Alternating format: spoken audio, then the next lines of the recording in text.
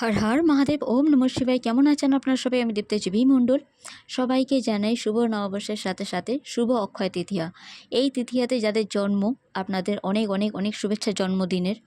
আপনারা জেনে থাকবেন এই অক্ষয় তৃতীয়া মূলত মানে সব কিছু জিনিস, বিশেষ করে শুভ জিনিস অক্ষয় হয়ে থাকে, অশুভ জিনিসও অক্ষয় হয়ে থাকে।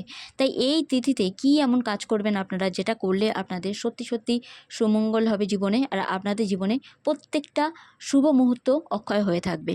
বেশি কথা না বলে, আপনারা যদি এই ভিডিও ভালো লেগে থাকে আপনাদের, তাহলে অবশ্যই লাইক, কমেন্ট, শেয়ার, সাবস্ক্রাইব করতে ভুলবেন না। আসুন বেশি কথা না বলে বাড়িয়ে আমি বলে দিই আপনাদের কি কি করণীয়। প্রথম কথা, এই দিনে যতটা পুণ্যকর্ম করার অবশ্যই করবেন। তবে পুণ্যকর্ম অর্থাৎ এটা নয় যে শুধুই সোনার জিনিস কিনবো, রূপোর জিনিস কিনবো, বা কোনো দামি জিনিস কিনবো। অবশ্যই কিনতে পারেন আপনারা। এই টাইমটা কিন্তু সত্যি লক্ষ্মী, মা লক্ষ্মীর আশীর্বাদে ভরপুর এই টাইমটা, তো অবশ্যই কিনতে পারেন।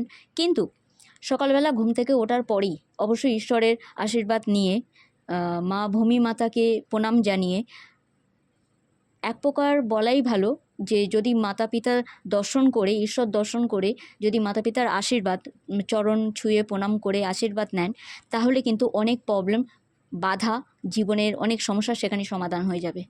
তারপরে অবশ্যই গুরুর সান্নিধ্যে যাবেন। যদি দূরে থাকে তাহলে অবশ্যই ফোনে আশীর্বাদ নিয়ে নেবেন, কিংবা যদি কোনো পিকচার থাকে পায়ে প্রণাম করে অবশ্যই আপনারা আশীর্বাদ নিতে পারেন।